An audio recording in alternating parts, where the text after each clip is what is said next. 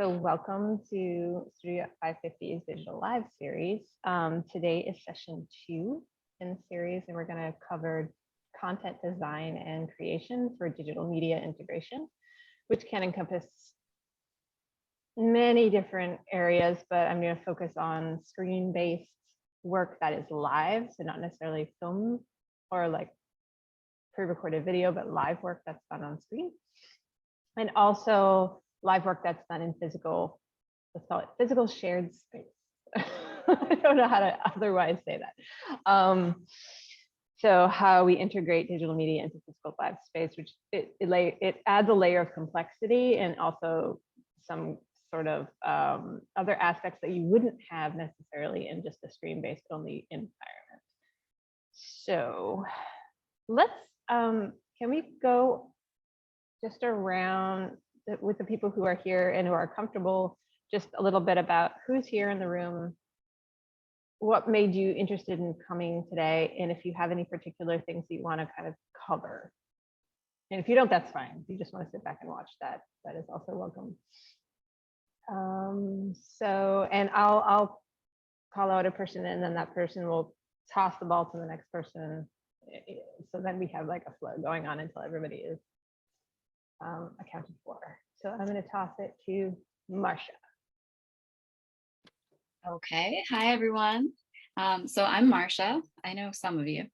And let's see, what was the question? Oh, so I was interested in doing this because I saw, Callie, that you posted it.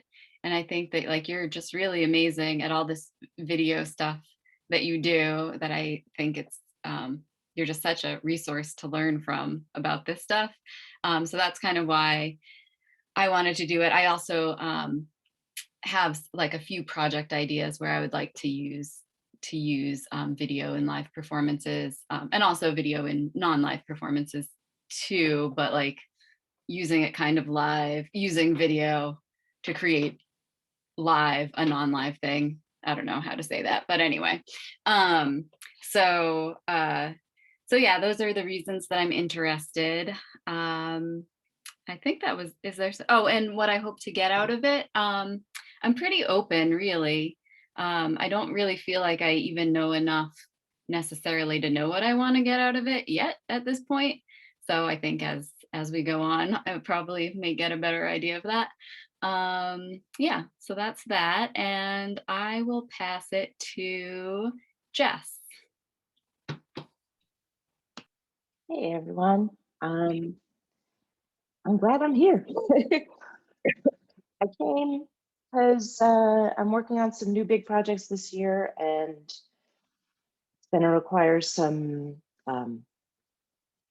live videotape. Well, I don't even know what that means, live versus. Are we? Can we clarify what we're talking about? Are you talking about like having a live video with a live audience? Or are we talking about recording and then submitting it online? Or are we talking about live streaming? There's so many different ways you can incorporate those ideas. I'll leave that out there. You don't have to answer it right now, but and maybe maybe you've said it before already because I missed the first couple. Anyway, I'm doing this project. Some of it's going to require videotape for editing later. And I'm also working on an installation project that's going to have live interactive video happening for the audience participant. And I'll pass it to Caitlin. Well, hi, I'm Caitlin. I am here because I am also working on some projects that include video or are just like completely video based, and I wanted to open my mind to other people's practices to see what sorts of like other entrances there might be. I think that video for me has always been something that like I feel like I'm a huge rookie at, and I just like to experiment with it. And I have a ton to learn about it.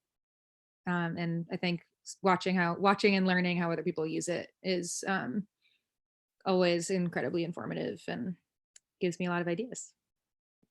So yeah, I guess definitely here for like inspiration and ideas and learning very basic techniques that I really don't know anything about as well.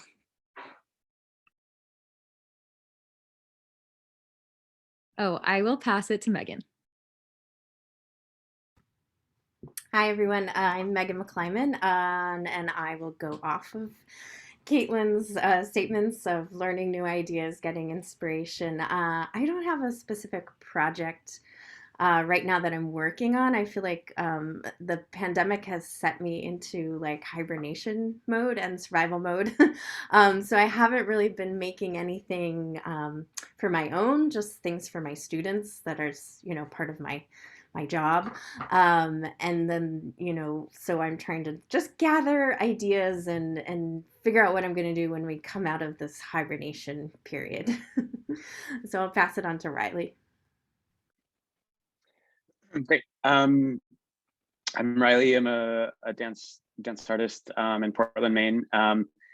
The video stuff has kind of like emerged to me kind of slowly over the last couple of years as being an extension of a choreographic practice. And it's kind of, I still definitely feel like a rookie still in it as well.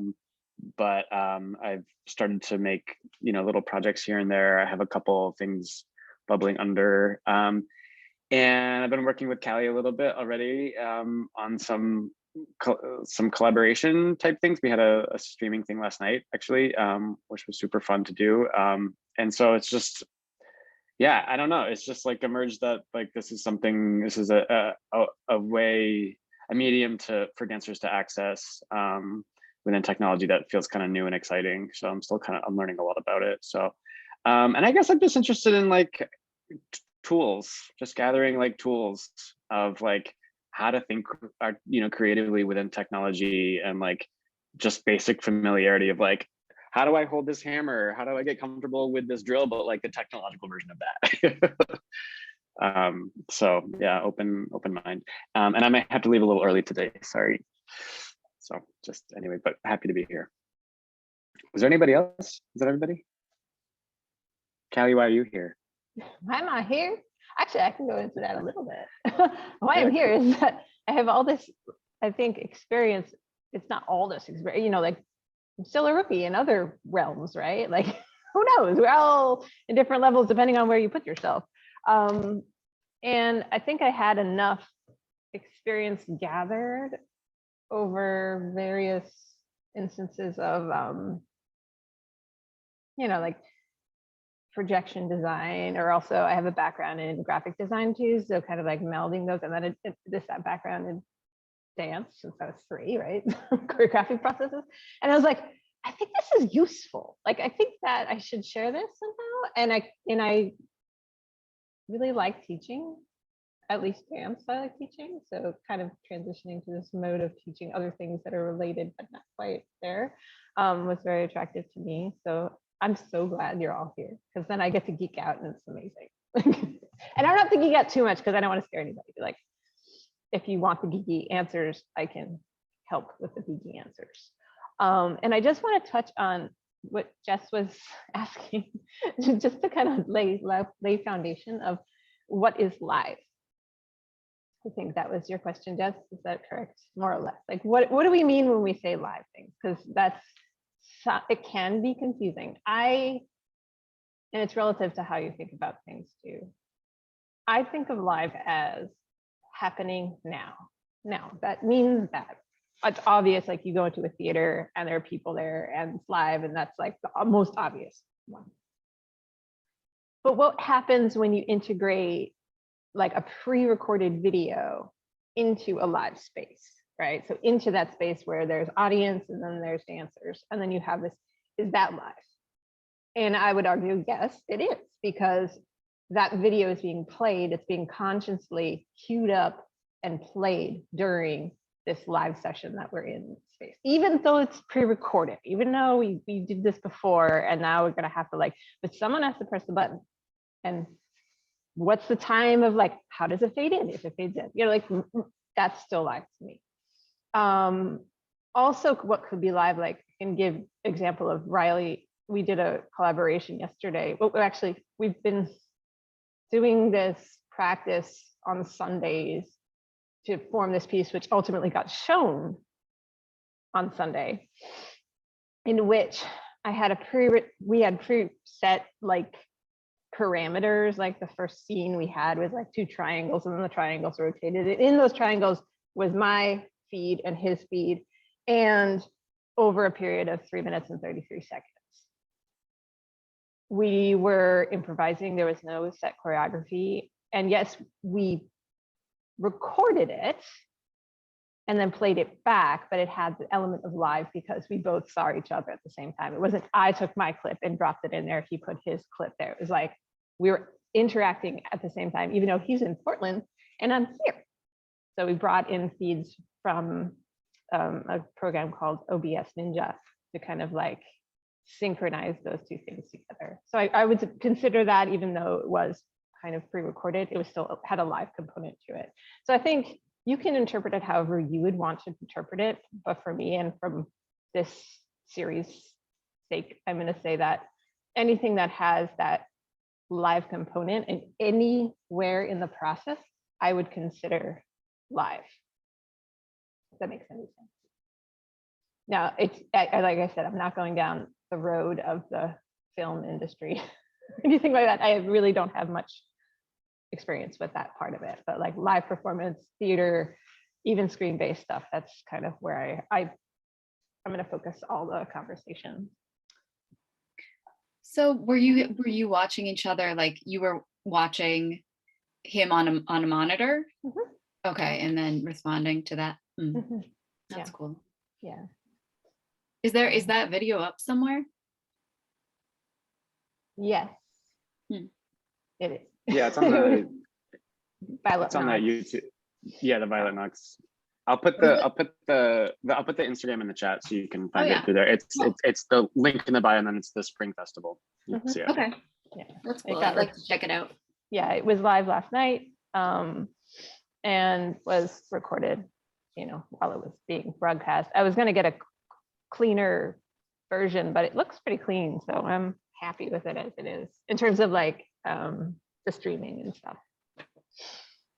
So I'm going to dive into content design and creation, and I'm going to segment them into 2 areas. Not right away to like say this is this or that, but just to keep in mind, we're talking about content creation for live performance in a space. Okay, in a shared space with your sharing. And there, I feel like there's such a what do you call spectrum that could entail, because you could record that space and then like I don't know, and then content creation for just screen-based things. All right, so just taking in consideration what is on your screen, it's totally designed for the screen itself, but it has a live component to it. So we're not talking film again, we're talking about if you had a camera and you were doing a performance, a streamed performance or something like that, that would be, screen-based. I would suggest this book. I've been cheating a little bit because I bought this book and it made my life, like I picked it up and I was like, oh my God, my life makes sense now. So it's everything in digital media, projection design, and technology for theater. Alex Olszewski and Daniel Pine. It's a Focal Press book, I guess that's the publisher. He is a professor out in Arizona State University. He's also a big Isadora user. Really likes Isadora assisting, so that's why it kind of like made sense to me, and I was very excited. I was like, ooh, and some of the, like the visuals are very helpful. So that's aspect ratio and screen resolution sizes. I mean, I geeked out and I thought it was amazing. So maybe you will too. And I'm a very visual person, so I love the like graphics that they put in there. I'm not going completely off this book, but it is helpful to kind of get my head around it. So let's go into notes, content design. I'm going to give you the boring parts first, and then we're going to, oh, how about this? I'll give you 2 examples, and then we'll go into the boring parts first, and then we'll go into the physical space behind me, and that will be cool. Screen. Let's look at example of something that was for live shared space.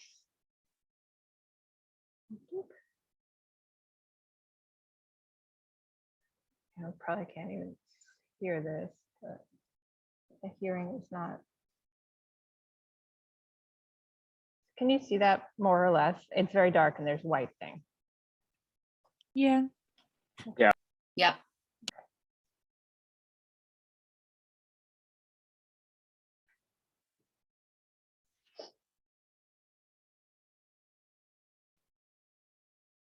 This is work by Klaus Overmeyer and Ars Electronica Future Lab. It's called Apparition. I actually got this as a recommendation of a good example through Mark Coniglio, who is the creator of Isadora, as like a good design example of like integration of this, in this case, it's projection and live performance is happening in it. It's very dark, and that's partially why, oh, you can see it better now.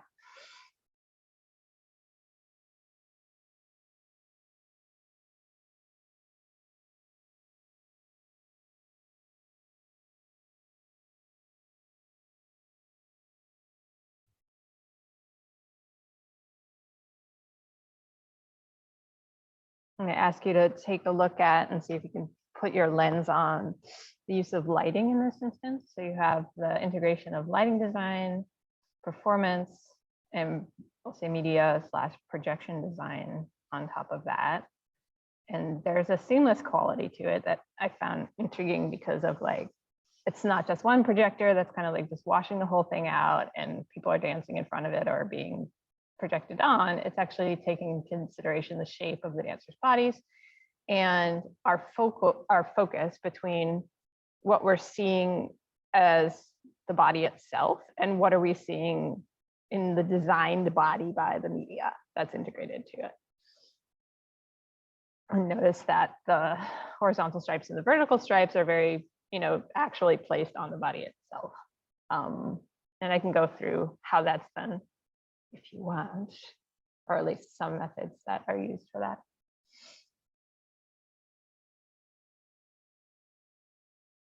And also notice element of, and we'll go through them when we go through the boring parts, the element of scale here.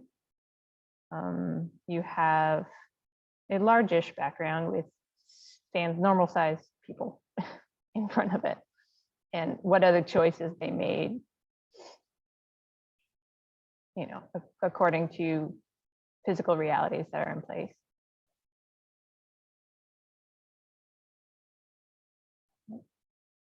Through a little bit, especially something like that, right? So paying attention to scale.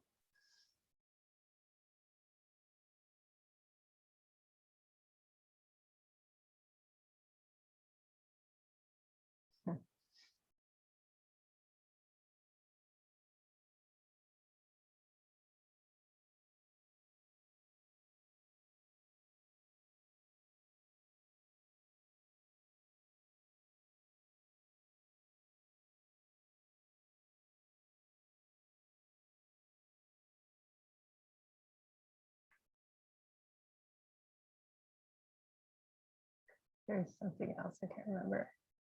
A lot of similar things in this particular projection.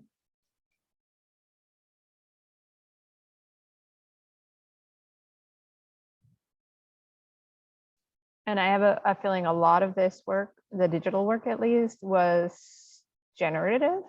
And we can definitely go down that rabbit hole in terms of if anybody has a question of what that means, as opposed to pre-recorded footage that is not manipulated in real time. So this footage is programmed, for the lack of a better word, to happen or to be generated in real time according to parameters that are set in the program that it's created in.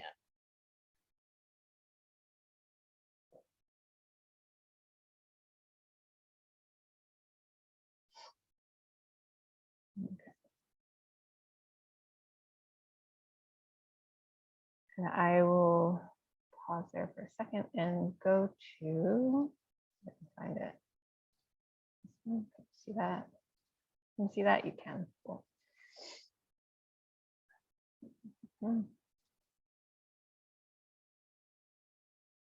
This is a composition for screen. This is not for in real life. It is using, see if you can see something about this. It's a VR composition.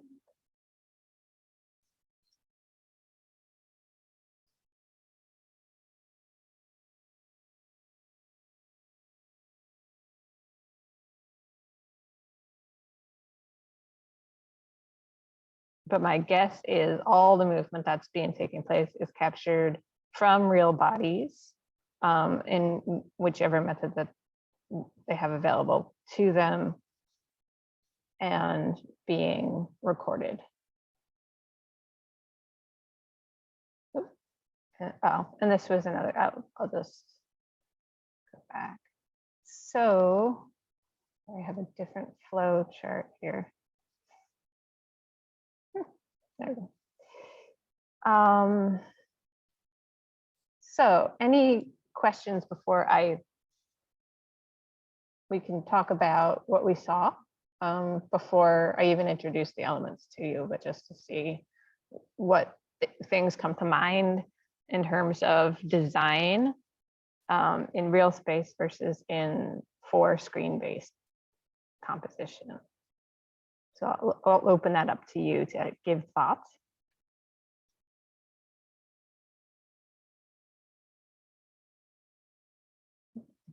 Or anything you liked about it or anything you didn't like about basic things, like not anything that you need to know anything about, just like, I enjoyed this, why?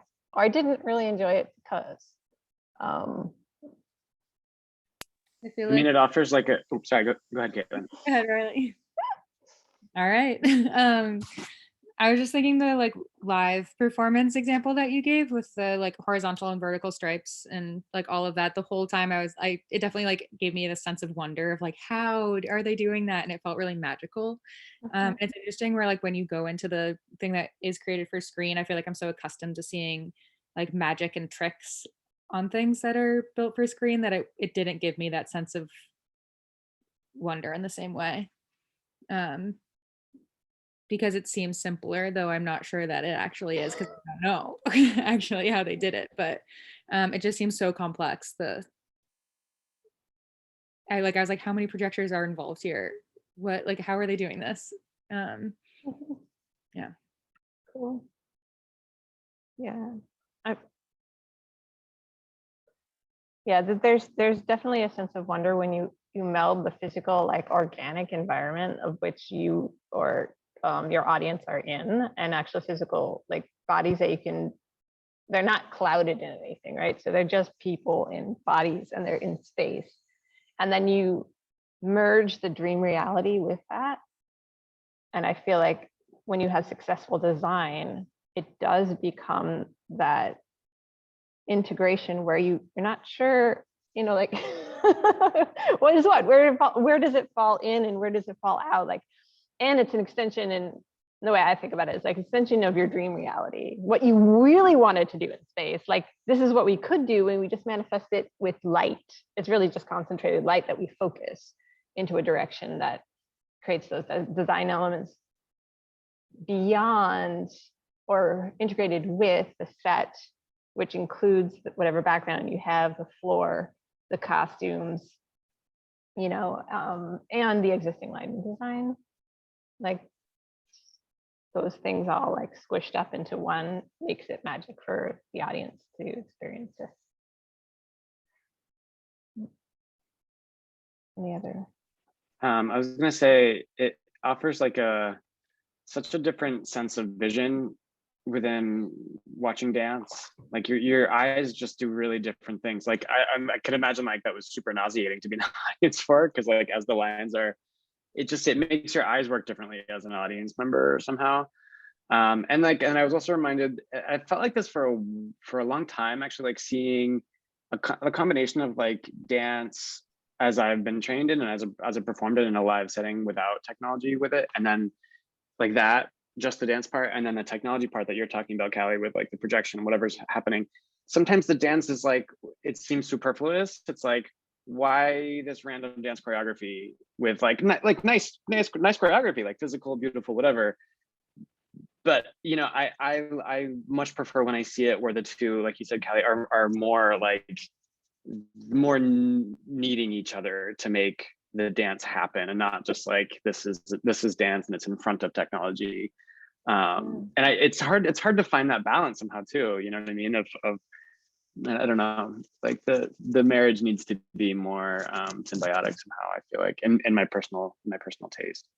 Yeah, and I think that has a lot to do with workflow, and it has a lot to do with when you introduce those elements into your process. And if you have the luxury of being in a space and experimenting, that also helps, because the choreographer's like, all right, I just want to do this dance and this cool stuff behind me. That's what it looks like. It doesn't look like, you know, they're meeting, or it's like, oh, let's pre-record this because we think that a dancer's going to walk across the stage and this other thing is going to come at them and they're going to meet at a certain time, you know, at 15 minutes or whatever. Like that is more conscious design thinking, which I'm hopeful to instigate for whoever's here or whoever's not here. Like that, integrating those things, it becomes less a spectacle for just spectacle's sake and more in the exploration of an idea. And right. Yeah, I feel like that. Yeah, I was gonna, like, that's like I think the risk of like working with any kind of new media is it's like, because it is new, like there's a real temptation to just use it because it looks crazy or it looks like you know, something, yes, like a spectacle, when it's like, you know, what I think what we're hoping to do is like use those as tools to create something beyond, you know, create something that's like deeper than the surface level of just like, this is a cool trick to look at, Right. or whatever. And remember, like yeah. the lighting design was a cool trick at one point. Right. So lighting was like, oh my God, we can make these illuminating things that will shine on the actors. Like that was technology at a certain point that people had to wield and learn and try to integrate. I mean, the first projection stuff. Do you guys know what Pepper's Ghost is? Really? Pepper's Ghost was a very old school projection technique where they had, I don't know where my file is, but it's basically, there's a stage here. And under the stage, there was a person, an actor, so under the stage, and there was a piece of glass that was created, put on top of the stage. And there was a mirror over here, right? There was a light that was put on the actor. It would reflect off of the mirror and onto the angled glass. And there was actors on stage or whatever was going on stage there. It created an illusion that that person that was down here was actually ghost-like and moving around on the stage up there. And you could do it like super simple. It's like just a mirror and a piece of glass, and you make sure it's like an angle and it's light. There's no, you know, fancy projector or anything like that. And it's just creating illusion. I think that was like late 1800s. That was a thing, right? So, hey, it's been around for a while. It just manifests in different kinds of technologies that we put on.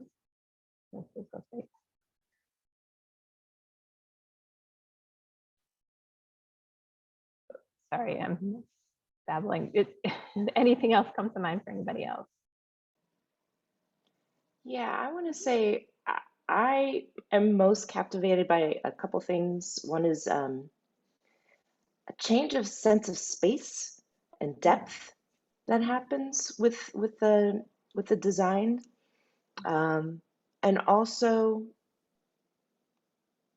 I'm interested, I didn't quite see it so much in this, but it reminded me of some other installations that I had seen where the Isadora, the interactive video, forces the mover to move differently by responding to it. I think that's just really, really exciting.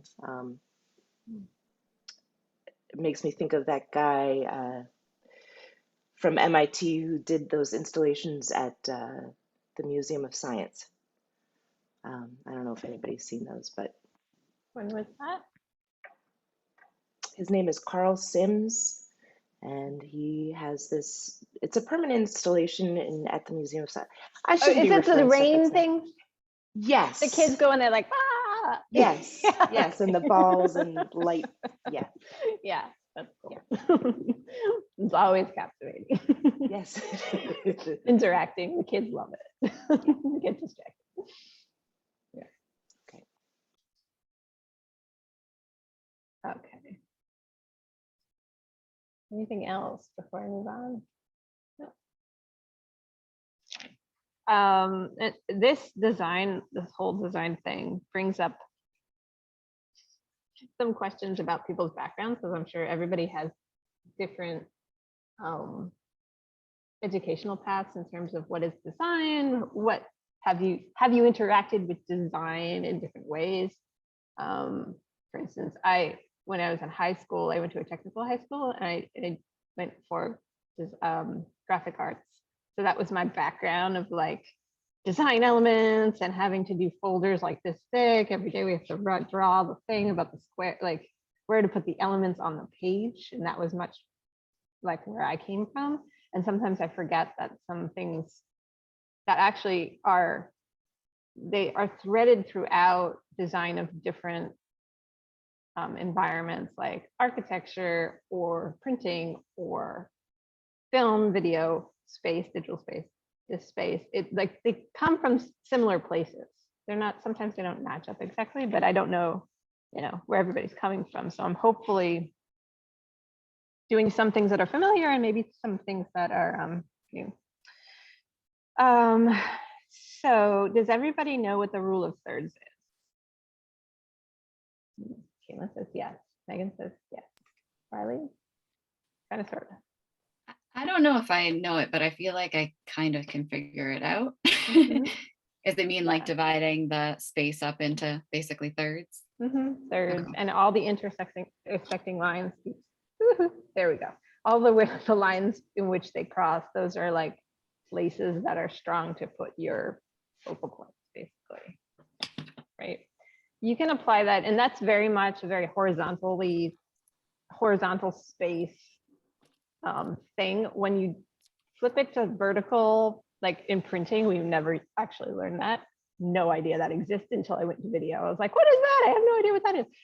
We use something like very 1950s called like the line of golden proportion, and all, which was like, if you separate the vertical space, if it's a taller space, you separate it into 1/2, and your optical center is, you divide the top half into 10 sections, and it's the third section up. That's where your eye sees center. So your eye, when you're looking at something, center is actually lower than you would expect it to be. Whereas like normally, like it's just like slightly higher than you want it to be. No idea why that is, but that's kind of it. But just taking that into account also when you're dealing with space, that I think it has to do with maybe how we see each other in vertical space, and like where our eyes are, they're not going to be going down. Not sure.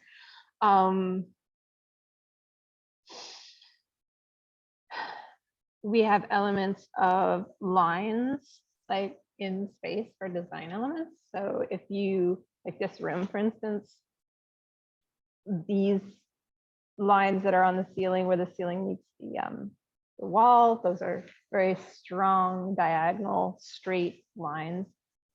I don't know if you can see that.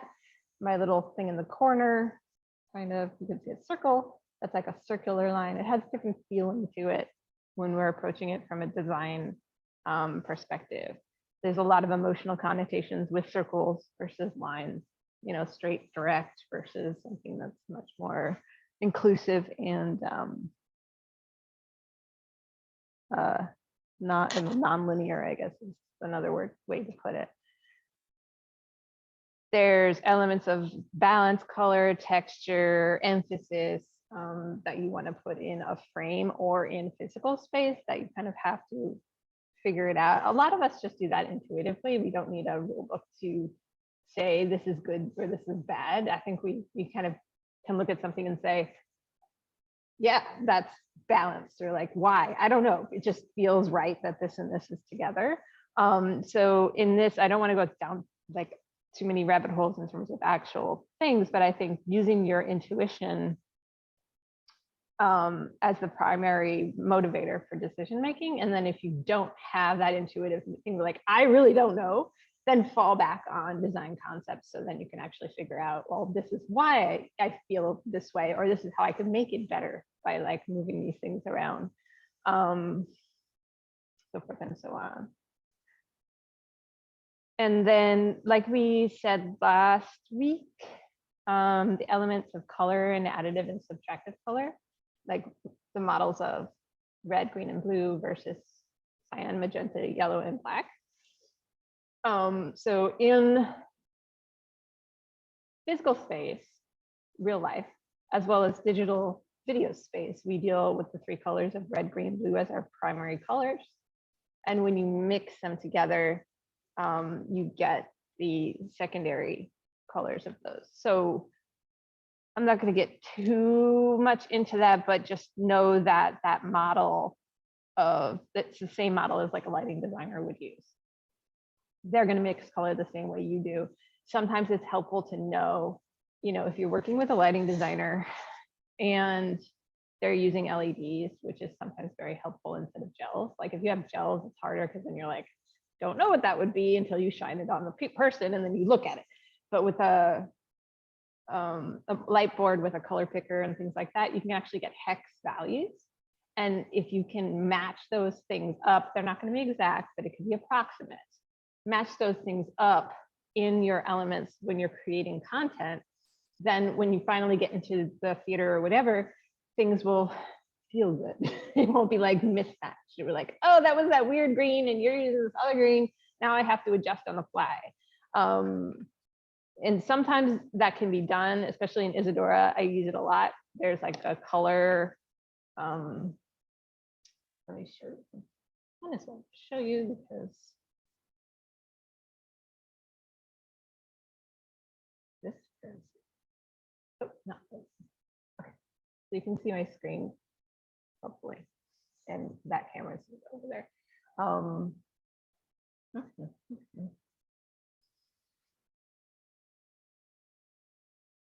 So you have a blank, here's a blank something. Oh, I have to keep full screen. Never mind. All right. So say you have these, can you see that? Watery puddle things. I can't see you, so if you're nodding, I have no idea. Yeah, we can see it. Okay, great. So we're gonna put this actor called HSL adjust, and HSL stands for hue, which is where it is in the color rainbow spectrum. Saturation, how bright or unsaturated like the color is, and luminosity is L, which is how like black or white, basically how light it is or darker it is. So we can put it here and we can offset that, blue, and we can start to play with different shades in the hue parameter. So hue offset is basically how can we offset it so it can actually match maybe the color, and then you're like, okay, that's too bright, it's too saturated. We're going to bring down the saturation a bit, so then it's a little bit more metallic-y, right? Or it's too bright, you can bring it down, so it's like fade it up, fade it down. So all these things can be done in real time And if you're in a theater, it's much easier than if you're gonna do some pre-recorded thing and then all of a sudden you're stuck with whatever pre-recorded thing because you're just playing it through QuickTime or something like that. That's when Isadora kind of comes into use in that way. We can manipulate in real time while we're in a live theater setting. So then we save time most of the time. Like most of the time you need to make some elemental shifts, whether it be color, size, position, whatever. And using a media server like Isadora, for instance, is useful even in the very, very basic sense of just playing music, right? Other media servers can include, you could use OBS, which is interesting. Does everybody know what OBS is? No. Kind of, sort of. All right, OBS is Open Broadcast System. Server? Ooh, I have no idea. OBS, it's a standard. It's for broadcasting, like gamers use this a lot when they play games and then they broadcast them on Twitch or YouTube.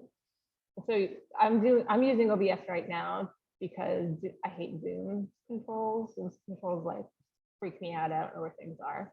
So I've set some scenes in OBS to say, you know, like, here's my scene for the, I don't know, watching a YouTube video. Here's my scene for, here's my scene for, hey, we're gonna look at Isadora. And I can go between these things very easily by just either, depending on how I set it up, but right now I'm clicking buttons to make that happen. And you can use this for projection if you wanted to, but in a very basic sense of the word. And in OBS, there's lots of little, like we did in Isadora, you know, adjusting the color. You can also do that in OBS. And OBS is free. You can download it and you can play with it and not break anything. And it's fun. It's something that's a useful tool instead of the traditional, what I've run into sometimes in the theater, for whatever God knows reason. Someone has QuickTime and they just want to press play, and I'm like, oh God, there's a mouse on the stage. Like, no, please don't do that. Like, please, never do that. You can also use VLC. Does everybody know what VLC is? Yes, Riley. So VLC is your friend in terms of converting things. If you need to convert any kind of file types, it's awesome for doing that. Video file types, I think, and audio. There's video and audio file types. It's a great player. It plays a very wide range of file types. It also can act as a media server through playlists. So you can make a playlist and just play it through VLC, and it can go and you know, appear on a projector screen without the mouse moving up and down and all around.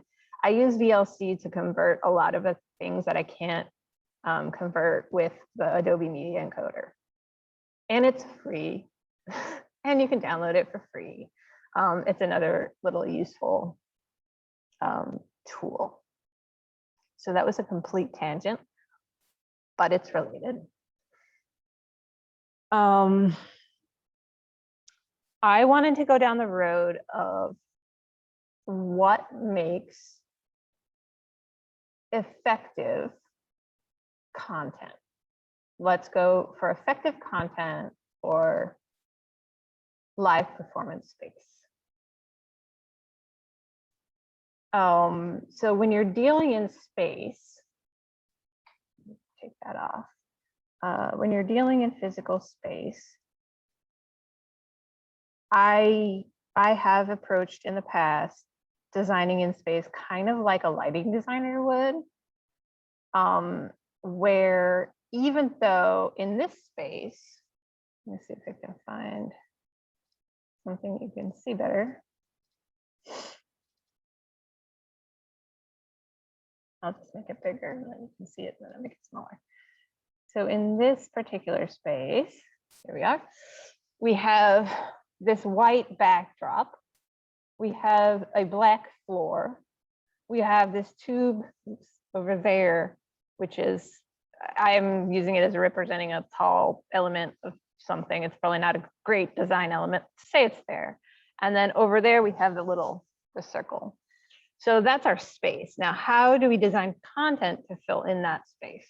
Granted, this is not a very well-designed space, but it's something that I put in together. So say we have that. So a lot of times I fall back on choosing content which incorporates a lot of black or negative space, so that the focal point of what I want to say or the element that I want to introduce can be without the border of the actual video itself. Because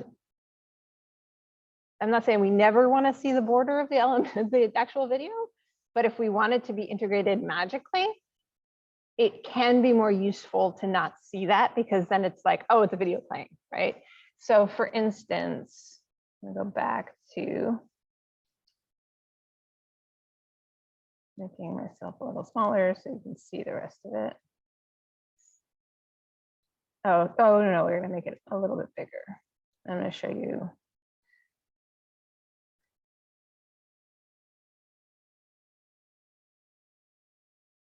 Okay.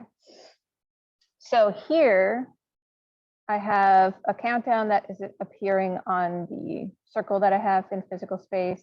And then I also have an eclipse that's on the back wall. And if you notice, there's no border, there's no square rectangular box around that, and they're, you know, magically floating in space as elements. Now, if I were decided to, number 4, looks like. Okay, so here is something else where it has a border. And if you notice, it's like, oh, yep, that's what that is. It's totally a projection of a rectangle in space. I'm not saying it's bad. I'm just saying that you can see it. And that's a choice that you should be aware of that you have.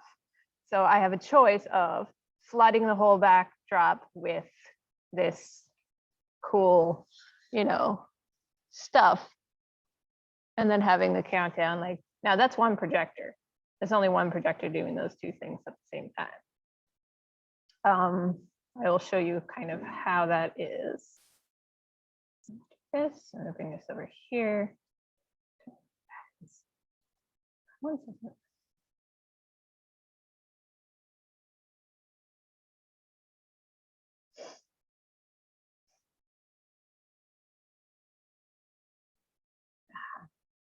There we go. Okay, so here's Isadora, and here's what's going on with it.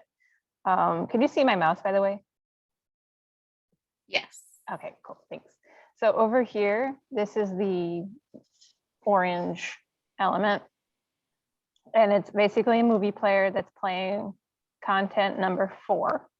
In my video files, I have each video file that I've imported has a number associated with it. So that's content number 4 that's being played in a movie player, and then connected between the movie player and the projector through this wire. We call it a wire.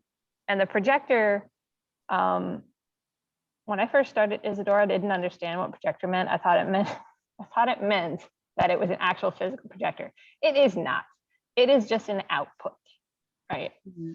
Just an output. So you can put that out, you know, there's also one here that's also a projector. I can put another projector with a square on it, which will just eat up all the space. That's another one, but because it's white, it just took over. So we're going to turn it off.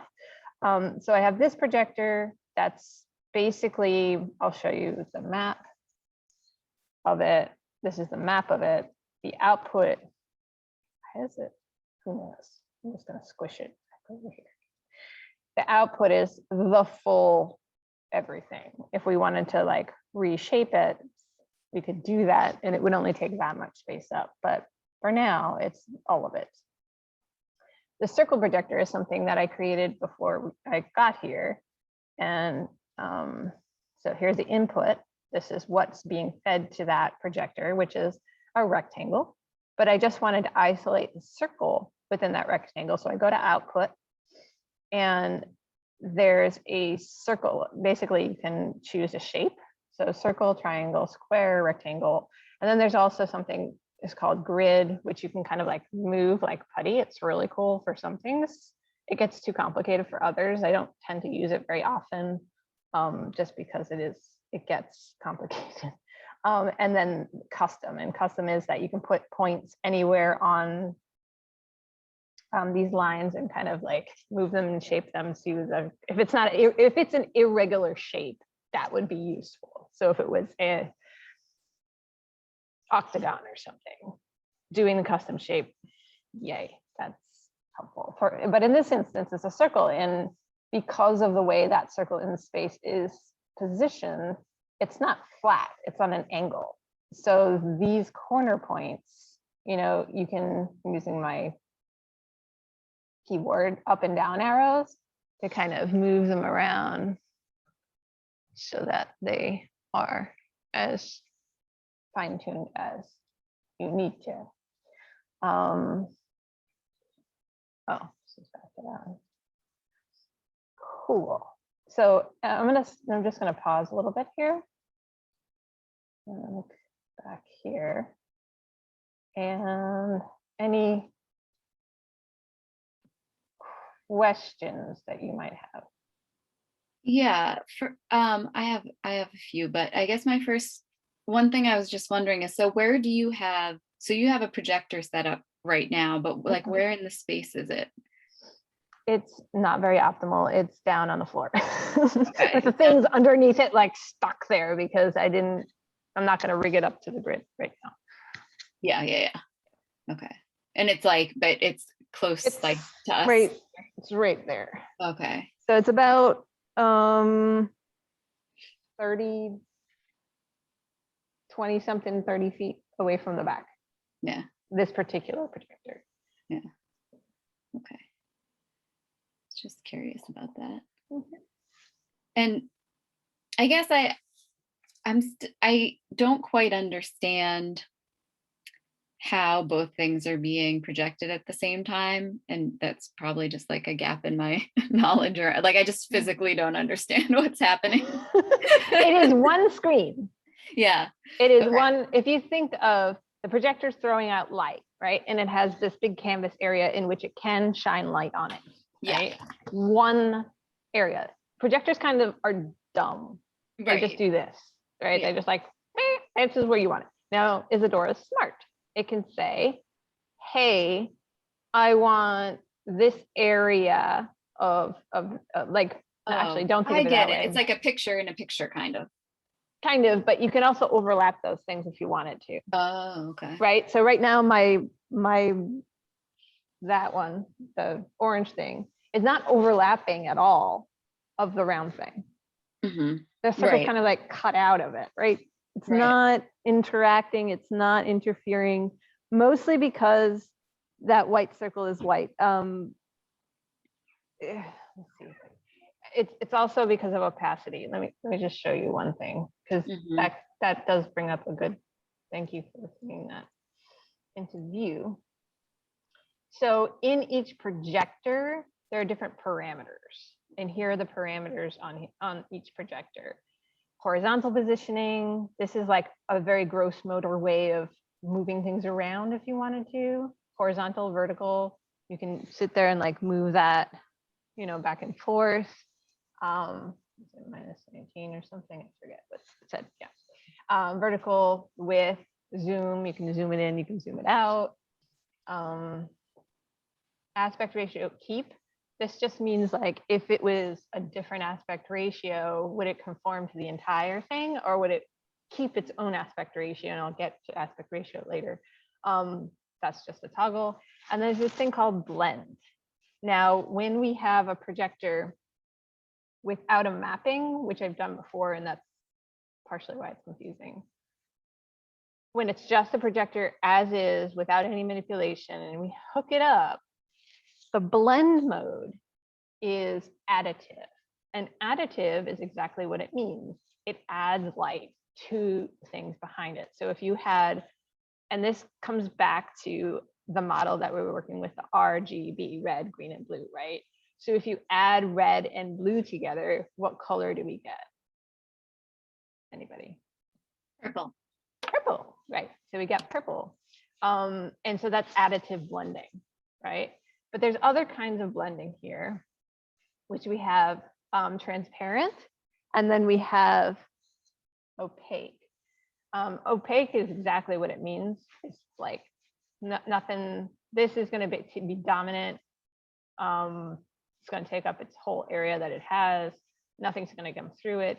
And according to the layering, so if it's on layer 10, it's going to dominate everything that's behind it versus it being on layer -10, which is it's in the back, right? So it's like moving the things forward and back according to which element we want in front. So if I put that,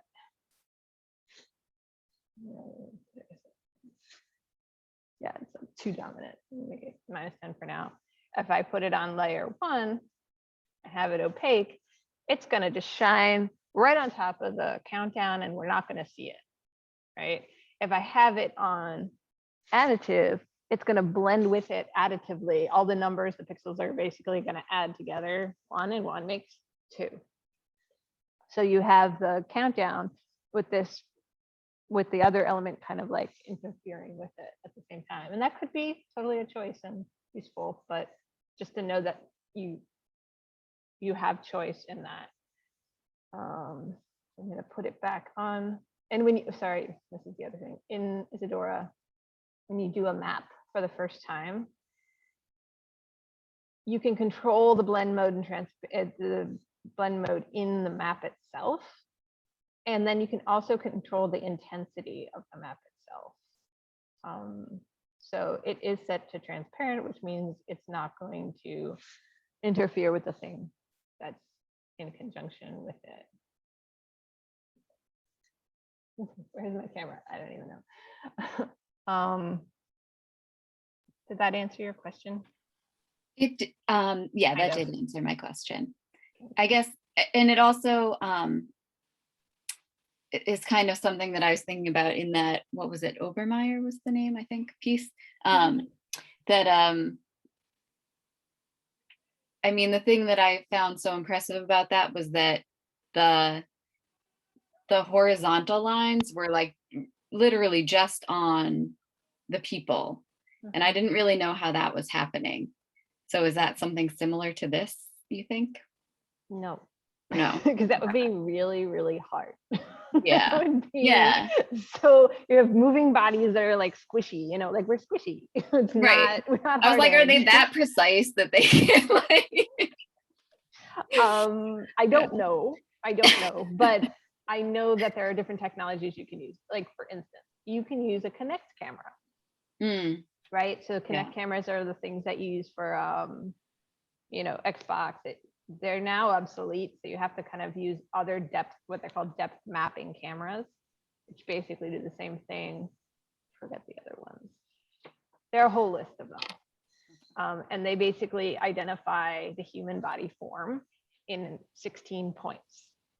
So here's a head point, here's shoulder points, middle point, here's your hips, here's your knees, here's your feet, and here's your toes. You can do that. You can also do something which it's like less complicated, and that is, Riley, I kind of talked about this at one point with you. It's a technique I got from Jamie Dewitt, where you flood the stage with infrared light. Right? Infrared light we cannot see because we're humans. Humans can't see infrared light. Butterflies can, but butterflies aren't watching the performance, so it doesn't really matter. You flood the stage with infrared light, and you use an infrared sensitive camera to get the forms that you want, right? And then blow them out really super high contrast, and then use that as the map for your content.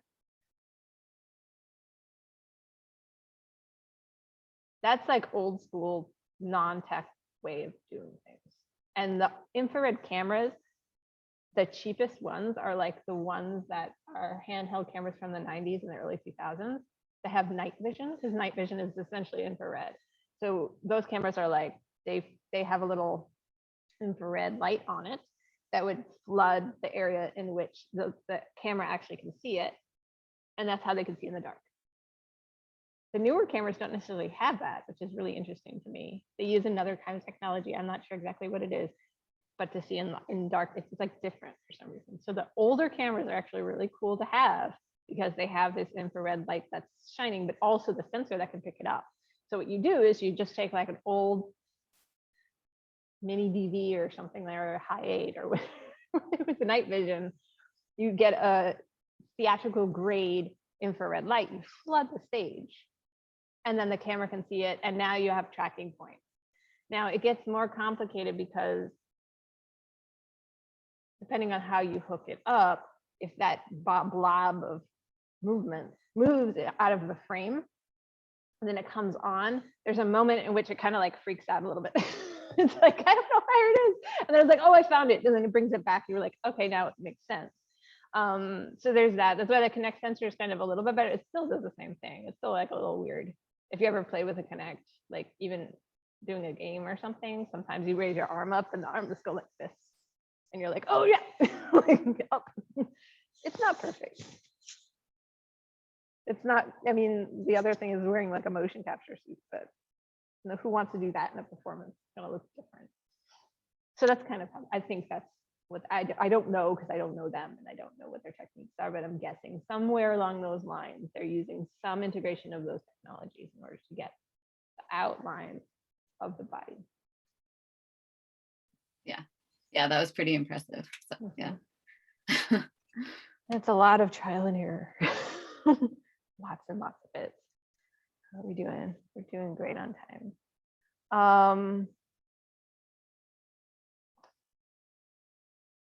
So I don't know how far I want to go down the other road. Some of these things are very technical.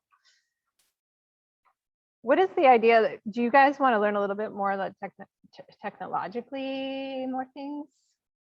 Like standards and things like that? Is that a good pathway to go? What does that mean? Well, frame rates, aspect ratios, bit rates, compression, file formats, and containers. I don't really know, to be honest.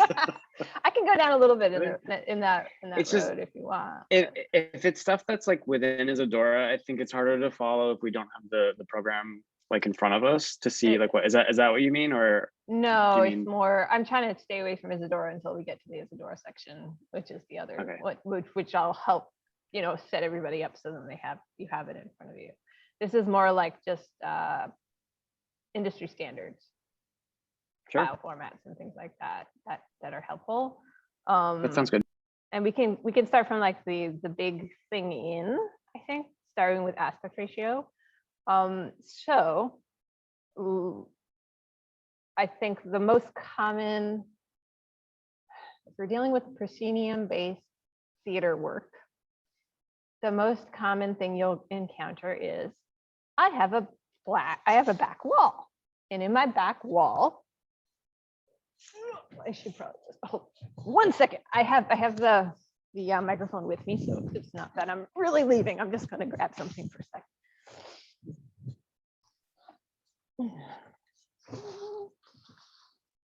I had it in my pocket and now it's not there anymore. Oh no, I took it out. Well, that's unfortunate. I had a measuring device and I left it at home. But we can just. So this back wall, how tall is it? I don't even know. I used to know. Let's say it's 12, no, because that's 14. So that's like, yeah, let's say 12 feet from the bottom of that thing to where the bottom of the projector, you know, can be. And then it's like from here, let's say just to the curtain, to here is how big, you know, not the projection of the light, but just the physical space. How big is our area that we want to project onto?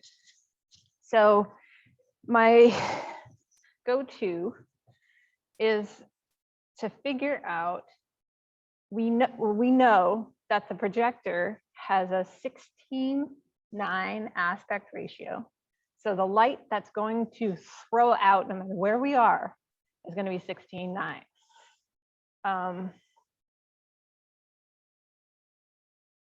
Does that mean 16 feet by 9 feet? No, it's the aspect ratio. So it will show you something in a minute. I'll get this browser window up for you so you can see what I'm looking at.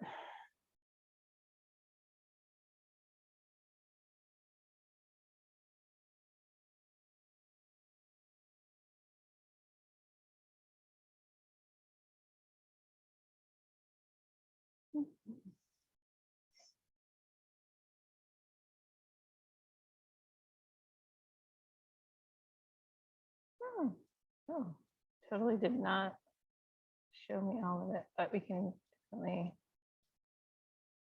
Okay. Do you see this calculator thing? Yep. Okay, so we're going to calculate aspect ratio here. I'm hoping that it refreshes so we can see it.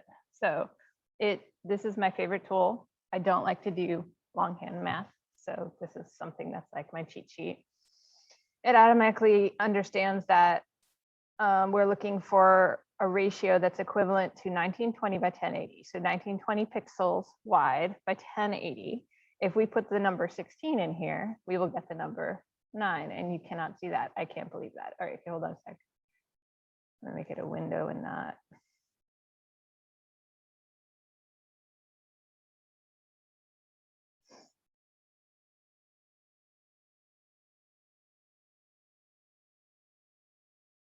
It's gonna be a little clearer this way. Cool. So if you put 16 in here, you're gonna get 9.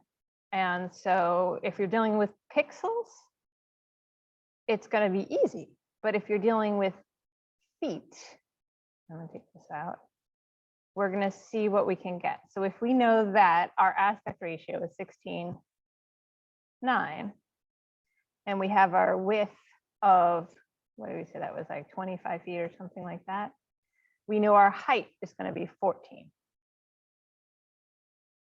So 25 feet. So this is an aspect ratio. This is not a unit, it's just a ratio. This is the actual feet that we have. So we have 25 feet. We know our height is going to be 14. So that's interesting, because if you have a wall that's only 12 feet, you now have 2.0625 feet that you have to do something with. Either crop it or zoom it out and crop the whole thing. It's something that you have to figure out, like, how do you fit your content area into your available space area? And a lot of the times it's not going to be the same ratio. So if we know that we have a 16:9 ratio for our screen, which is our projector, our surface is not necessarily going to match up with that. So we have to be conscious in creating our content and editing our content to make sure that from the start, we are conscious of where those elements are going to fall within it. So if we have a width, let's say like a height of like 12, now we're short on width. So now it's 21 feet. Now we're cutting off the sides. But we'll have the full height without any extra. Does that make sense? More or less. I'm explaining it kind of. Yeah, that makes sense. Yeah. To me. Anyway. Okay. Have you encountered or I guess when you're doing things for space, do you usually kind of like try to take a measurement of the space first so you know what? Yeah. I call the theater. Yeah. like, and sometimes they don't know. And you're like, I need a site visit, because I can't go create content unless I know exactly what I'm creating content for. Yeah. I mean, you can kind of guess, but if you were trying to fill something up that's exactly this proportion, you need to know that proportion before you even start making the content. Otherwise, now you have to start to be like, oh man, I have to crop this off. Now it's weird. Like we want to start from the beginning, knowing the space that we are going to be using. Now, the nice thing is a lot of concert proscenium stages are 16:9 ratios. Inherently, they are. A lot of the time, they are too wide, though. I've not experienced too much of the too tall, but there's lots of them that are too wide for the content. So you have a choice. You can either cut off the sides and just use the middle strip, or zoom out the projector if that's possible, depending on your theater, zoom out and then crop off the top and bottom. Right, so now you have this long strip that now your content has to be that size. So then use the calculator to figure out, now you have to convert feet to pixels back again. Does that make sense? There's like usually three layers of sizes that you have to encounter. One is the size of your projector, that's always constant. One's the size of the actual physical space. And then you have to figure out what the size of the content within that physical space aspect ratio is. So then when you're creating content and you're editing it, say you're going to Premiere Pro or whatever, you make sure that your canvas is that pixel ratio. So then you're not going to try to just do it for 16:9 like that it's defaulted to, and then find out later that, oh, that beautiful like hand coming in at the top is going to get cropped off, and now we don't have the hand coming in at the top anymore. And then you have to finagle it, and that's always harder than just pre-planning ahead of time. Right? And it's easier when you're like, here's a circle, I have a circle. Like, yeah, this is more obvious. It's like more obvious that the circle is this big, you know, and it's a circle, we can scale circles. Circles are round. Squares also. It's a square this big or this big. Doesn't really matter if it's separate, because you can always scale that according to what size it is on the stage. But when you have the ratio, that's very important to figure out. So Callie, I have a question. Does it make a difference then if you were talking about using a black background? Could you circumvent having to deal with the getting all of the measurements precise if you just budget, have a black background and just work in the center? Yeah, I mean, I get, you mean like in your negative space in your content? Is that what you're saying?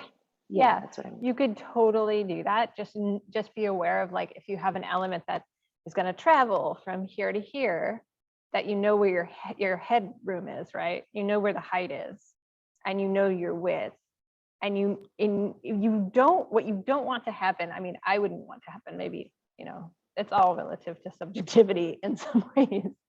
Can you see this? Okay. So right now, I'm not taking up all of that wall at all, right? And it's kind of wonky. Hold on.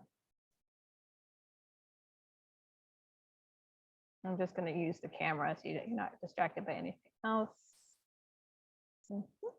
Okay. So it's crooked on the wall, and it's not taking up the entire wall because of the projection area, but say, like, it's impossible for me to move an element below those boundaries.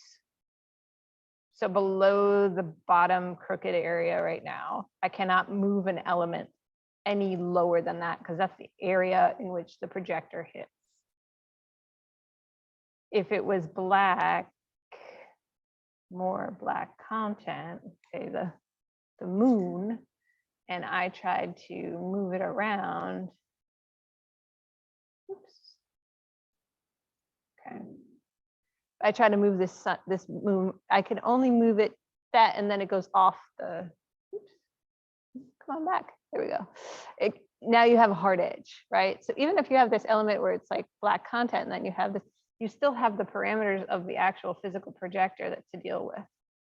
So having understanding of what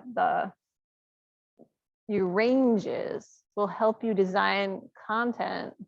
That's kind of cool. accordingly. But you're right, it is easier if you have a lot of little elements or one element with a lot of black, because then you don't really have to worry as much. But you do, I would still be conscious of it. Cool, thanks. Yeah.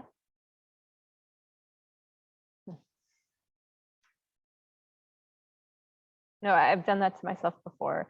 The other way of dealing with this situation is to put a mask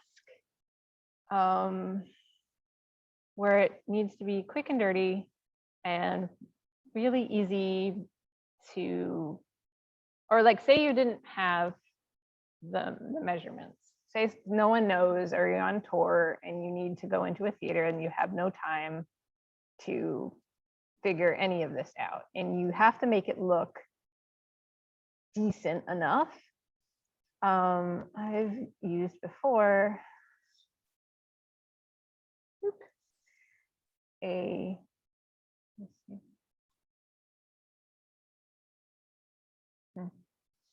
Let's see if you can see it.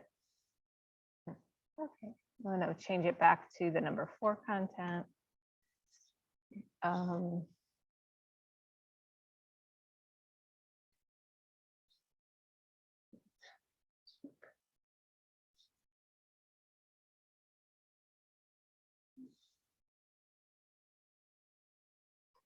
So if you see what I'm doing here, I'm not sure if you can, it's very subtle, but I'm bringing in a black, do you see the top that just went down there?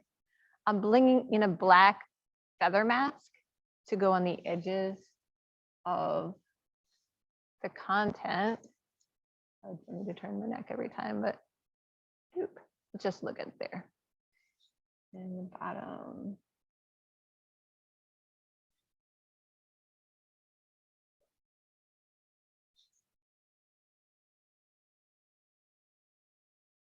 Yeah, there we go.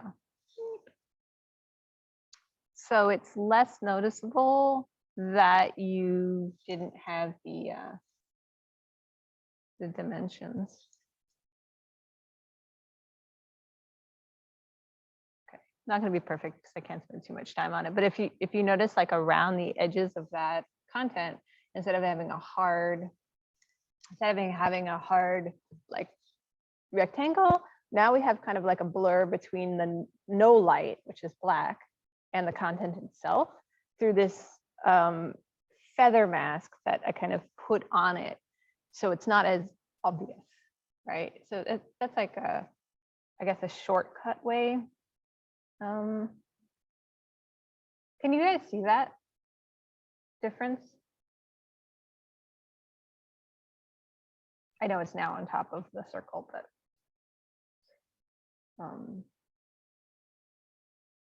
were there yeses? Because I have no idea. I can't hear you. Yeah. I can't see you. Okay.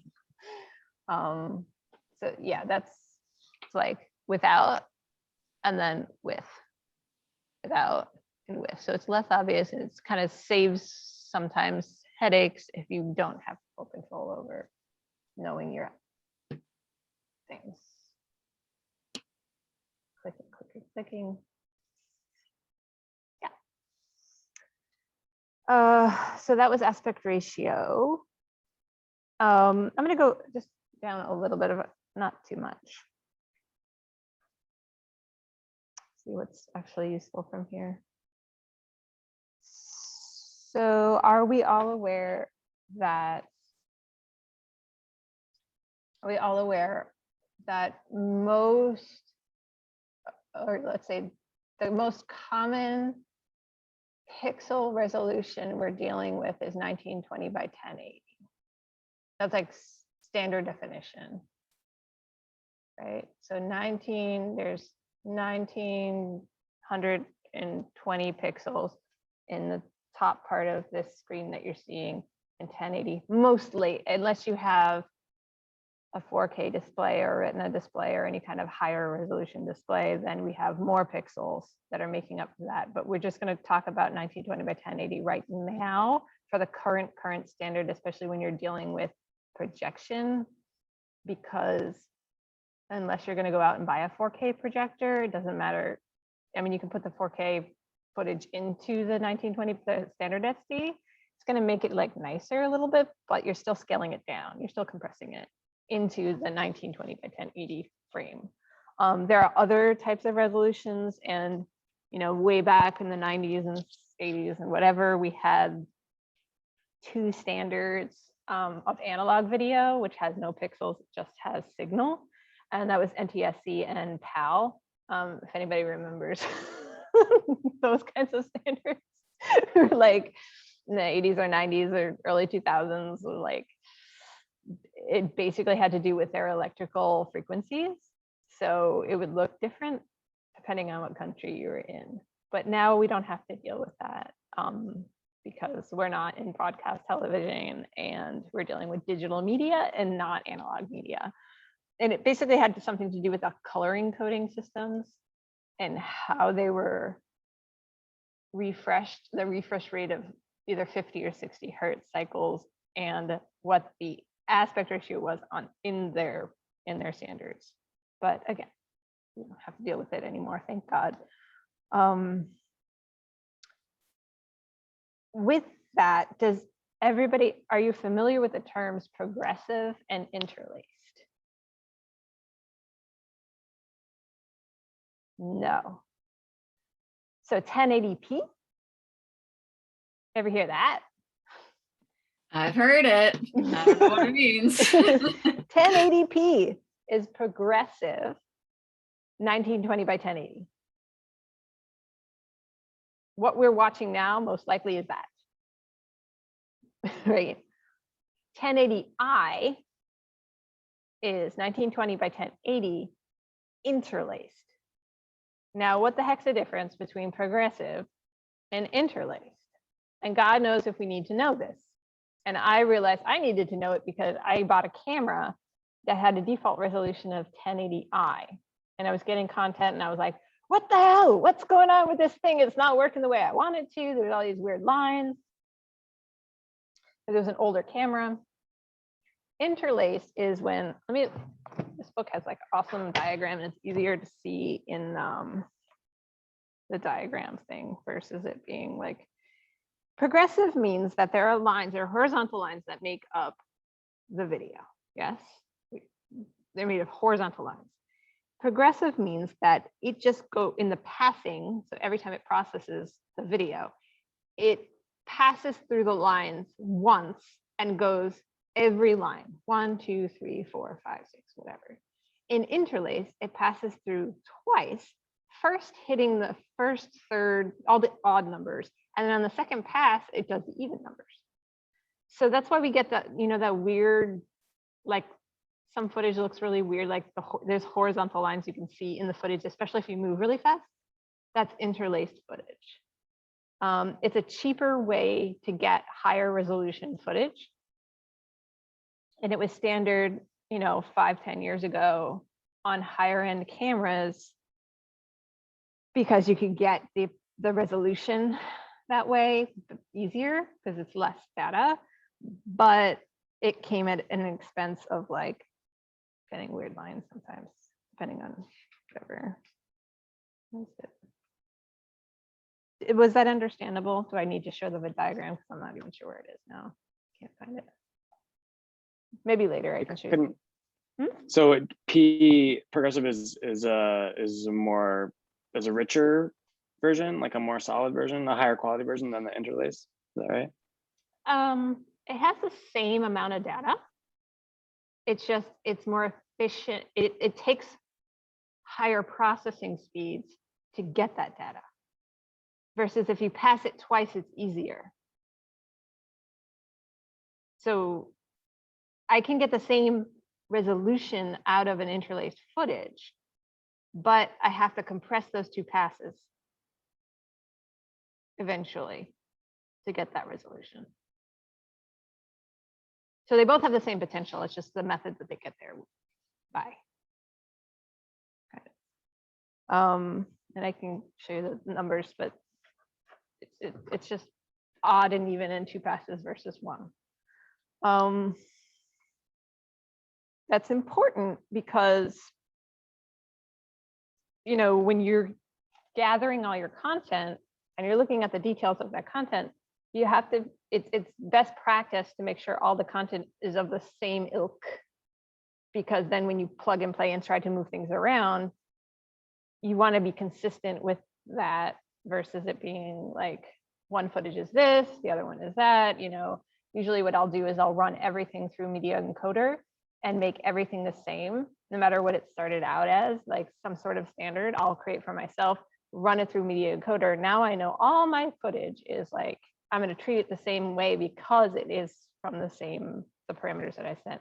And usually 1080p is like pretty cool standard. Now you have a choice between, we didn't go into frame rates yet, but do you want to do a 29.97 or 30 frame per second standard, or do you want to do a 60 or 59.97 or 60 frame per second standard? And that all has to do with, well, what computer are you playing it on? How much is the computer doing? What's the capacity of the computer? Does it have the capacity to play 4 video clips at 1080p 60 frame per second? That's a lot to ask for your computer to do. So in a real-time performance, it's like, well, is the audience really going to pay? Can they see the difference? Can they see the difference between? And if the answer is no, go with the lower one, because in performance of your computer, it's going to be more predictable, and it's not going to crash on you during the show. We don't want that to happen. We don't want to overload our computers at all. And I'm not going to go down the road of computer of choice. It's like the whole other can of worms. Mac, PC, processors, graphics cards, all the rest of that is a lot. Is everybody a Mac person here, or is anybody a PC person here? Mac. I know. Also Mac. Yep, Yeah. Mac. Mm-hmm. I mean, I do use PCs sometimes too, but I personally generally use a Mac. Okay, and do you guys have the MacBook Pros? Or something of that standard? Yes or no? I don't, You don't, okay. but I have Oh. access to one. Yeah, like MacBook Pro is probably your better bet on any kind of graphics processing in general. I have a PC because I can get it all the power I would ever need for way less money. And I don't care about the environment. So that's what I do. I'm like, I don't care what it looks like. I don't care what, I kind of like the user interface in the OS of Macs, but at the price point, I could get a way better machine, like way better. So I'm going to do that. And I'm happy with that. And I don't have to buy dongles. Or a hub, they have the power, and then there's the other thing that I attach to it. It's just a nightmare for me. There's a lot of proprietary things that are like, it's a little bit of roadblocks. But with that said, if you have a MacBook Pro, fairly recent version, with a graphics card that's like dedicated and not integrated, you should be okay with a lot of the things. It's when you start to get to throwing more clips into your mix at the same time. If you have like 5 clips, 4 clips, you're going to see the noticeable difference of the playback, and you don't want anything to stutter. So reducing not the resolution, but the frame rate first, and then reducing the resolution if you need to. But if your output is 1080p and your content is 1080p, it's a nice match. Like it's a nice sandwich that you can actually count on. It's going to look good. Reduce the frame rate first, see what happens. Make sure your frame rate is consistent all the way across. I'm going to go into a little bit of this. Does anybody know what a bit rate is? Okay, so when you go to Comcast and you say, I want the fastest internet you can get, they're going to give you a bit rate number. It's the amount of data that can pass through a connection point at any time. So bitrate is important to know. It also applies to playing movies on your computer, because it's still data being passed. It's not through a network, but it's through the computer. It's still, there's a bitrate number. The higher the bitrate, the smoother the playback. But you have to make sure your pipe, if you think of it as like a pipe, is large enough to accompany the data that you're passing it through. Right. So like Comcast gives you this really fat pipe. Like I had to upgrade my service at home to a business service. And now it's like magic. Everything works and all my streaming is beautiful when I put it out on the internet. I'm like, oh, that really sucks. You know, like I charged more because I needed the bandwidth for it to actually be passed through and not crash on me. Because I had like something like 5,000 megabits per second or something like that. Did not fail last night for 3.5 hours. I was like the happiest person in the world. Like super good quality, did not fail, no drop frames. Like I was cheerleading in my room. I was like, woohoo, I hope it stays that way. So bit rate is, you know, if you lower the bit rate to a smaller amount, there's less data passing through at a, you know, the rate in which it's flowing. So you're gonna get like, especially with dance stuff, I'm gonna get choppy stuff going on if you have a lower bit rate. So if something's choppy, you're like, why is that? In your encoding software, you can up the bit rate just a little bit, 10 or 12. In like media encoder, it's in solid numbers, not in thousands. So it's like 10 or 12 seems to work really well. But when you're streaming, if you're having problems with dropped footage being like frozen halfway, lower the bit rate just to like 2,500 is the standard. Lower it a little lower if it doesn't work. If it, you can try to push it and see what happens, but sometimes the internet doesn't keep up. More boring things that are useful. So compression. We think of compression as a good thing in general because it keeps our file sizes small and the players usually don't have any problem playing them back. Like if you do QuickTime or VLC or something like that, it usually doesn't have much problem playing back. When we run into a problem with compression, it's when, I'm just going to speak for Isadora related purposes because I'm not sure how other media servers process what their rendering engines are. But if you try to put an MP4, which is a compressed video file, through Isadora, it might be fine. It might be fine. But when you start to play with interactivity of that MP4, you might run into issues.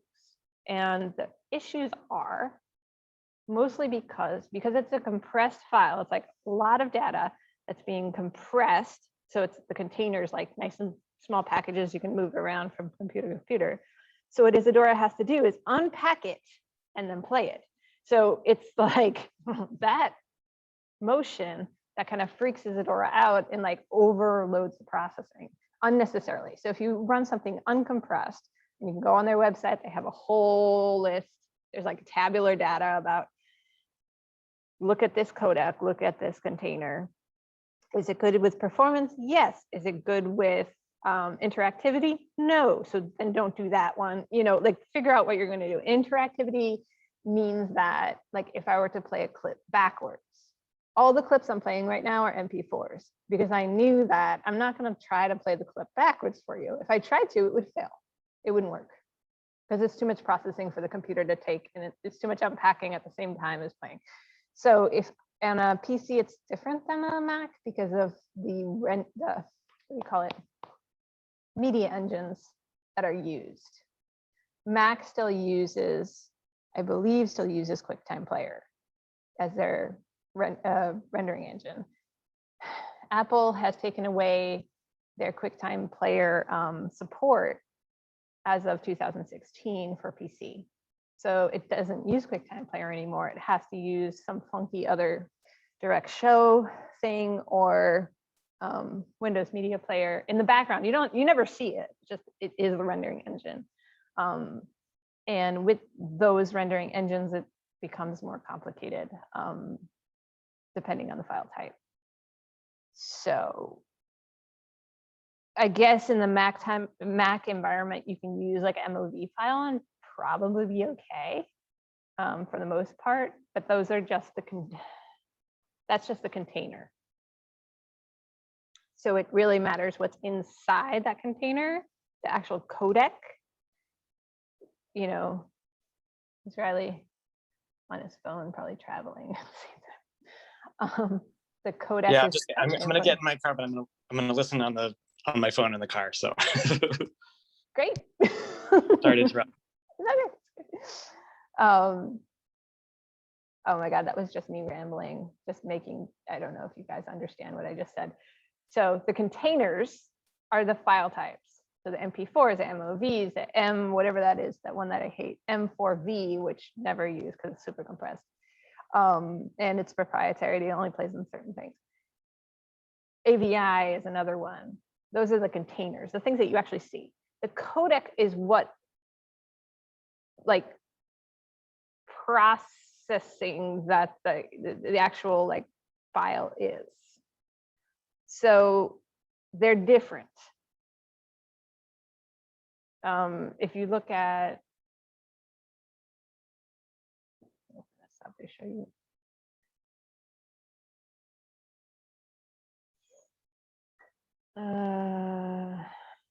Let's see, let's drop something in there. Let's put him in there and show you this.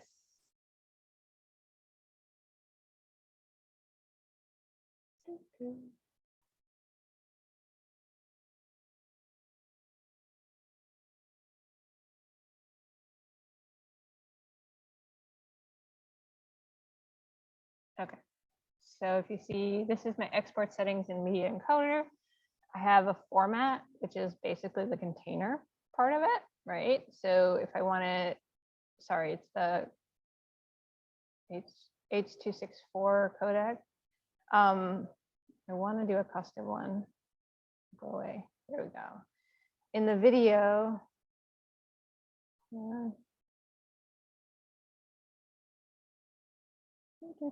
sorry.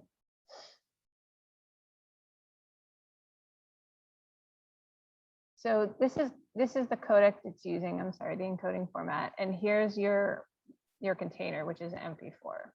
They're not exclusive to each other. You can put, you know, your container MP4 can contain another format inside of it. There is something called HAP for show, and that one is really, really good for interactive video. It was designed for interactive video, and I don't see it anymore in my list for some reason, but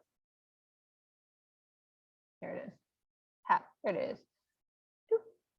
And there it is. And then the codec settings, that's fine.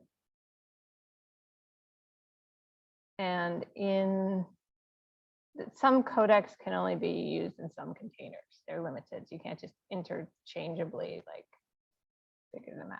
But oops.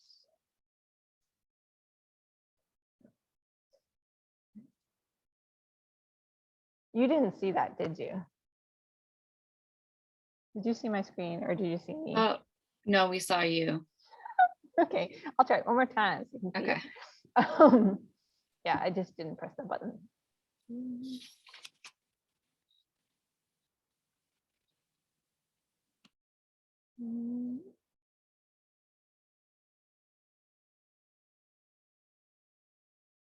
Now, can you see it? Yeah. Okay, so in the export settings, this here, right? If you, this is your, so I could say this, and I'm going to get an MP4 option for the container of it.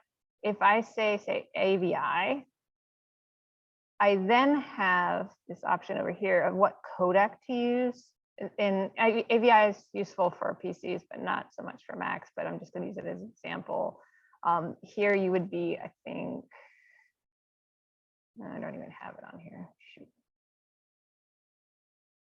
Like a MOV file. Here, video codec, I could use DV, but for interactivity, I use HAP, which you have to download separately from their website, but it was created for interactive video. And so if I do this, I can make it really small. This is part of the show from yesterday.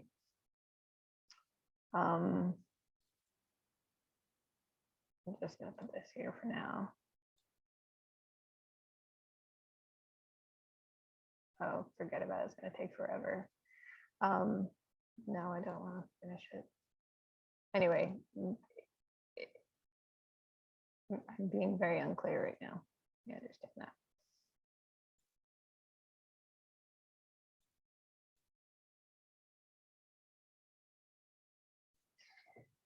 But did that make any sense at all? Yes, it made some sense. I feel like it's the kind of thing that, yeah, you You're just probably gonna learn have a lot when you start having to mess with it. exactly. And you have to look at the program you're running the thing on, number one, see what they want, then match it up. That's how I do it. You know, it's like easy enough. You're like, match it up. If you don't know, Google it and see what you get of how to match it up, because like the HAP format is useful for interactive video. Yeah, it's useful for interactive video, but it's not native to your anything. You have to go to their website and download it. It's not something that you have. Just know that those things exist. Google is your friend. Also, if you're using Isadora, for instance, there's a whole forum section on it, and people have issues, and you go and look that up and learn a lot from other people, and whatever their things are. Engine compression. Yeah, so that was it for all the boring stuff so far. I mean, I don't think it's boring. I think it's useful, just to have a solid base somewhere of like, you're talking about data and you're talking about pixels and you're dealing with screens and things like that. It's useful to know some of the terminology, because you're going to get stuck with, oh, we need it this file format or this size, and you want to be able to be fluid in like making those things happen. So then you don't spend a whole bunch of time like troubleshooting, spend more time designing or thinking of it. That's the fun part of it. Yeah, I mean, that information is really helpful for me because I don't have that background at all. So even just getting the, you know, you have so much knowledge of it, and getting the, like the general gist is important. Yeah. Yeah, super helpful for me. Okay. What else? What other kinds of rabbit holes we can go down? Because we talked about space. Oh, I was going to talk about light, a little bit about light and working with light. Unless we have any questions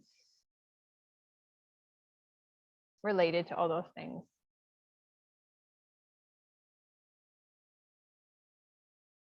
No, we're good. Okay, cool. I was going to go into just a little bit about light, and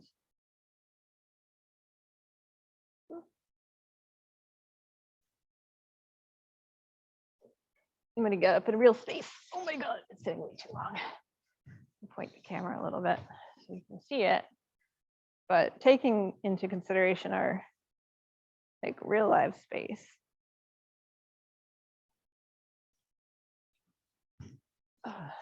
What happens when we throw in other things like external light into that, right? So that light over there, let's see what you can see. Yeah, you can see it well. So this light over here, you know, is taking care of this.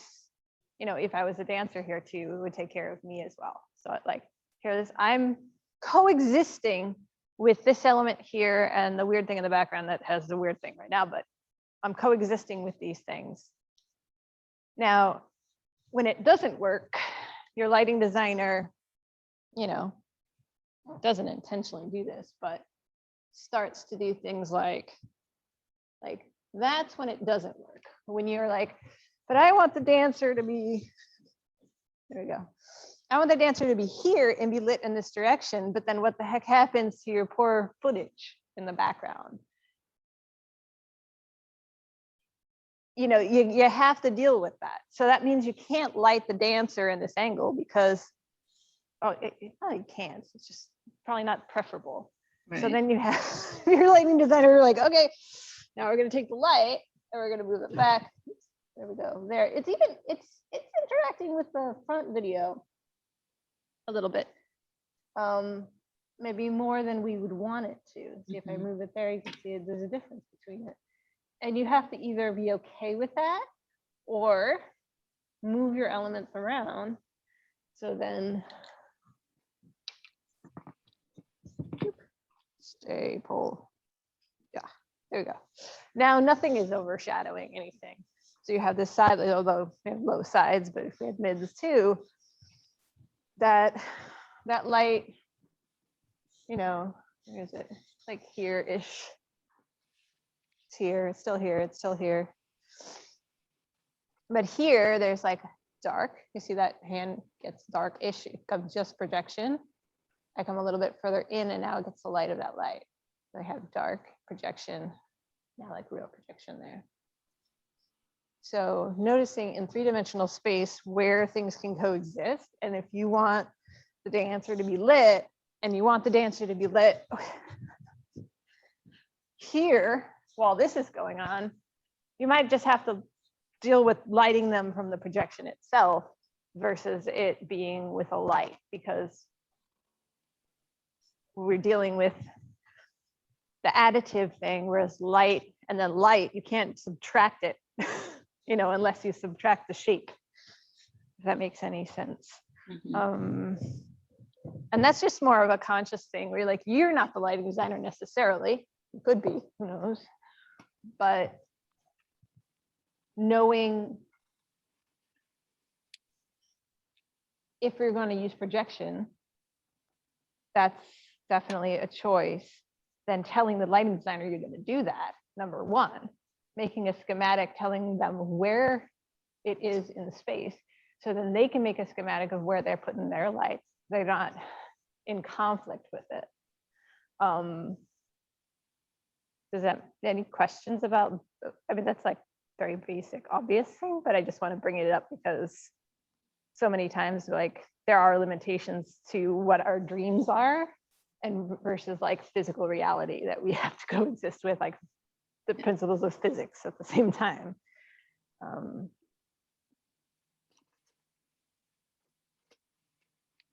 Does that make sense? Yeah, that makes sense. And I guess I'll just mention it too, because we had that, you did that project where you had the scrim that was like in front. So that's like another option that makes different lighting choices then too, Yeah. I guess, kind of available, sort of. Yeah. Yeah. No, that scrim thing is always like the bane of my existence. Because it reduces the danceable area in which you can have, because you can't get that close. Otherwise you get hit, you know, with no light, or the scrim gets lit. The other thing that there's a technique that I used before.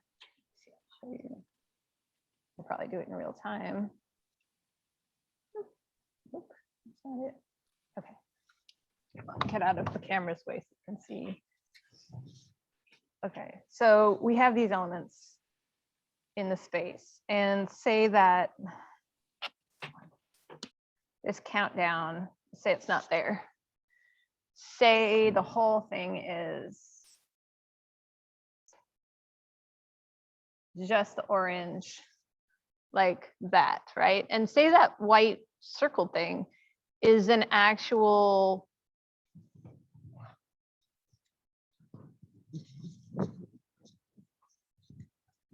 like part of the set, and then we have like the trash can is a person or something static, not something that moves. It's a set element or something. And you're like, I don't want that trash can to have the same effect as the background, right? What you can do, and I want it to match that cool side light.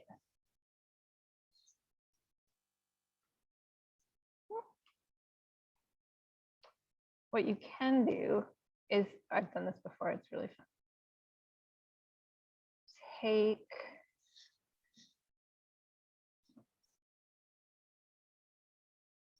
an element like, let's say a square for now.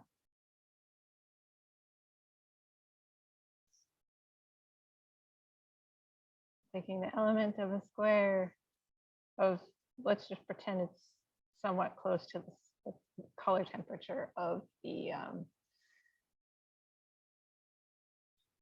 light. And I can just move that square over to the element that I want, like, not to be shadowed by the orange stuff. So now we have this blue square that kind of helps us differentiate area, you know, and it's subtle, but we notice when it doesn't exist, right? So if the lighting designer can't do it, perhaps you can do it with projection, like perhaps, depending. I mean, obviously you're not going to make it move around with the dancer unless you really want to go down that road, but you can add different elements so that it makes it just a little bit better than fighting between the existence between projection design and lighting design. Did you guys see the difference the camera was picking up? Maybe. Yeah, that's cool. So thinking about it in that way too can also help, because if you just think about projection as focused light, then you can kind of work with the lighting designer to create the focused light that will help the project.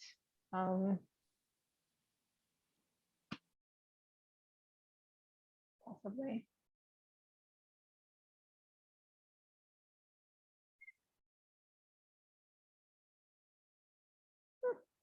Where is it? I have a question, Callie. Yep. So you were showing that blue side light. Mhm. Is it possible to have that be a true side light, not just a diagonal? Mhm. And would it affect the projection on the background? Would it wash it out if there's light going on there? Yeah, I mean, here. Oh, let me get you a better camera so you can actually see it better. Okay, so here's our space. I have it on an extension cord so I can bring it around with me. Oops, I just turned the color. Okay, now it's pink. Just clicked on something. So if you were to point it, you know, directly at that, this is like a bad example. It's not a theatrical light, it's like a DJ light. And it's very focused. It's like, it doesn't have a lens on it at all. So a true side light would be here. And this is about, here, we'll put it exactly in front of the actual side lights in this space. So that would be, you know, and then I have dancer here in front. And now there's still separation between me and that back, right? I can't see, but I'm assuming that it's separated for you too. Now there's still, what, like 10 feet between me and the background there. So if I wanted the dancer to be here, and I wanted to light the dancer here with that side light, which would mean bringing it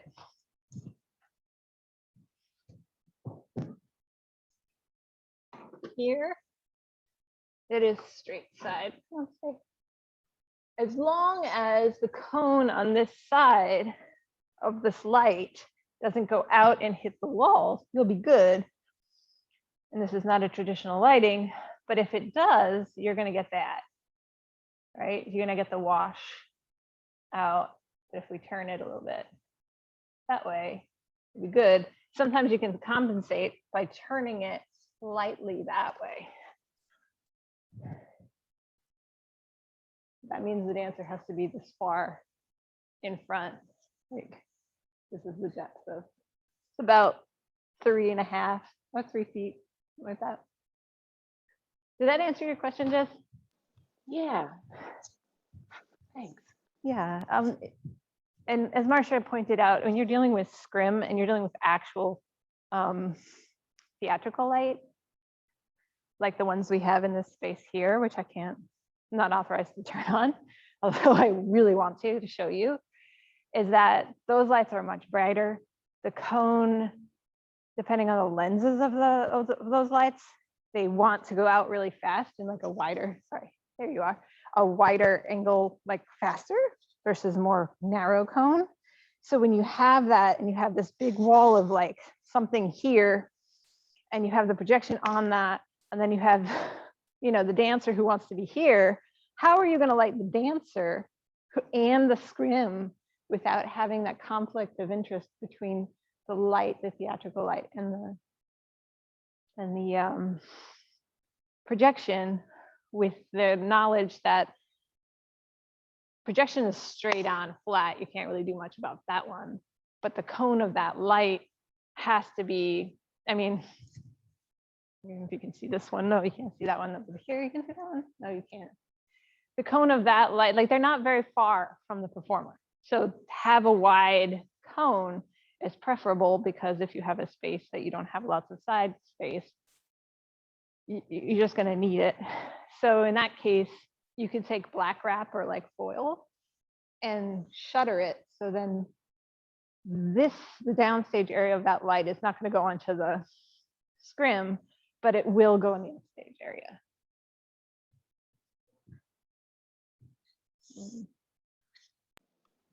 That's really cool. And for that though, you have to have a lighting designer who knows about projection and understands it and is amenable to be friendly together. It's like a working environment where you're like, lighting designers are interesting because it's almost like it's in their realm, and you're kind of invading in their realm in some ways, because they control the light. Now you come with a projector and they're like, oh God, man, now I can't control all the light and you controlling some of the light. So working with the lighting designer in a very you know, friendly way is good. And always making sure they're talking to whoever your projection designer is. Always have that conversation. And that goes with set designers as well, if we have set design, and a lot of dance doesn't, but if you do, the set design and the projection designer, if it's integrative, those two people have to talk to each other, and then the projection designer and the lighting designer have to talk to each other in the design stages, so then everybody knows what's going on, and that integration can happen in the magical way that it was intended to.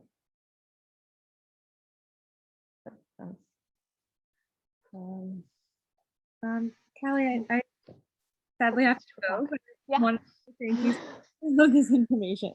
Yeah. I'm hopefully it's helpful in some ways. It is. It's nice to have a little document. I'm like jotting things down of just like, here are some things that I know I'll have to reference later. Yeah. I think what I'm trying to do in this course is like 3 years worth of work. Like I feel like it's like a very expansive thing that can be detailed in a very much longer span of time. And I'm trying to compress it all into like, what is it, 5 sessions or something like that. So I can't go down too many rabbit holes, but at least lead you to know that they're there, and then you can go and do what you need to do. And I'm always here for questions if anybody has any. Well, thank you. Yeah. Thank you for coming. Yeah, and yeah, so I'm going to turn off the recording in a little bit, but thank you all for coming. It was great to hear your thoughts. If you have any questions, let me know. Write me an email. I'm open to, you know, any questions that you might have, or like specific projects that are like, oh, this could be applicable to this, you know.